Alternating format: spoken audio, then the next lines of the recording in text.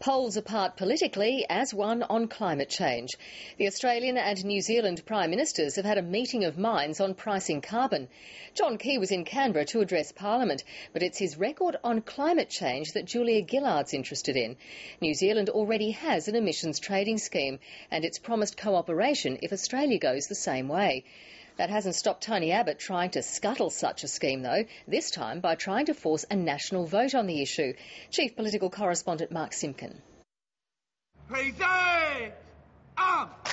He's a Conservative. She is not. But when confronted with emissions, the two Prime Ministers see eye to eye. New Zealand largely adopted the old ETS, Australia rejected. What I can tell you about the emissions trading scheme in New Zealand is it's worked. I think Australians would be asking themselves, if the Kiwis have had the guts to go and price carbon, why can't we? Well, my answer is we can. We can catch up with our Kiwi friends. The leaders agreed to work on a trans-Tasman carbon market.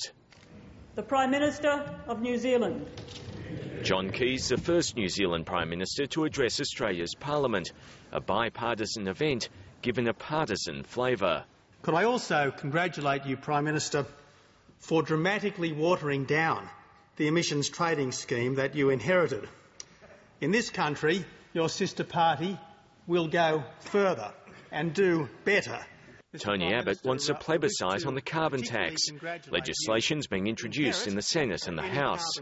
I want to give it to the people and let the people decide. But if the people were to decide they wanted a carbon tax, the coalition still wouldn't give them one. This is an $80 million stunt from Tony Abbott, that's all it is. Expensive, tricky and farcical from Tony Abbott.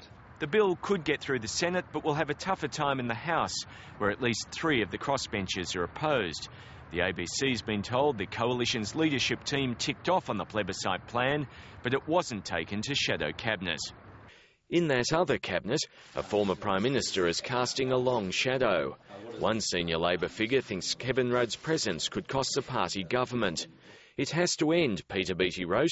I fully understand the difficulties of a by-election, but Rudd should spend some time on the backbench, followed by a dignified exit. Kevin Rudd wanted to commemorate his sacking with a party. Those plans have also been dumped. Mark Simpkin, ABC News, Canberra.